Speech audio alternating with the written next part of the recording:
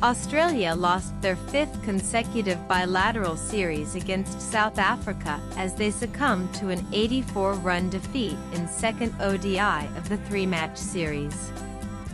More than the bowlers, their batters are under extreme pressure as Australia have been extremely poor with the bat for almost a year. Last 4 matches at home lost. Record in last 8 ODIs: 1 win, 7 losses. These are not the records of any minnow team but the 2023 World Champions, Australia. The T20 World Cup might be approaching in the next 6 months, but they should already worry about the ODI World Cup in 2027. Such has been their state in the 50-over format that Australia should start taking ODI seriously sooner rather than later. They got bowled out for just 193 runs in the second ODI against South Africa, chasing the target of 278 runs. This was their 4th sub-200 total in the last 8 matches and their overall 7th loss, with their only win coming against England in the Champions Trophy while chasing 352 runs. Their scores with the bat in the remaining 7 lost matches are 163 versus PAK, 140 versus PAK, 165 versus SL, 107 versus SL, 264 versus IND, 198 versus SA, 193 versus SA.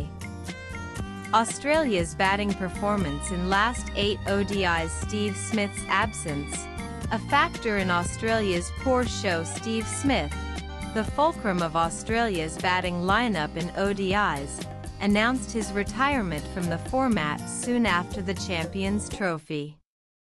But even before that, cracks in their batting were visible, and even Smith's leadership couldn't help them in the ICC event. He was rested in the 3rd ODI against Pakistan in November 2024 when they were folded for only 140 runs. But the fact that Smith won't return to the format again and add to it the retirements from experienced Marcus Stoinis and Glenn Maxwell leaves a massive challenge for Australia, especially in the middle order, to build a team from scratch. Inglis, Labuschagne, and Hardy must learn to build an innings. It is believed that the ODI format is just an extension of the T20s, but in demanding conditions, one has to build an innings, and this is where the current lot of Aussie batters must learn quickly.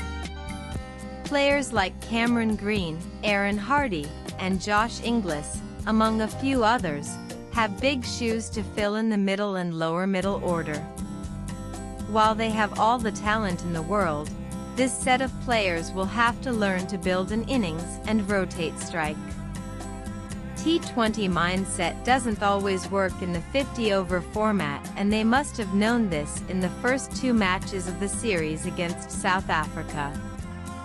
The pitches were a bit challenging, and they could neither tackle pace nor the spin challenge and are in danger of being whitewashed only for the 4th time in history. Australia have been whitewashed only twice in a series of more than 2 matches, by New Zealand in 2006-07-30 and by England 50 in 2018. South Africa have come very close to becoming only the 4th team to clean sweep the Aussies, and it is up to the hosts to respond to the challenge as they look forward to the next World Cup in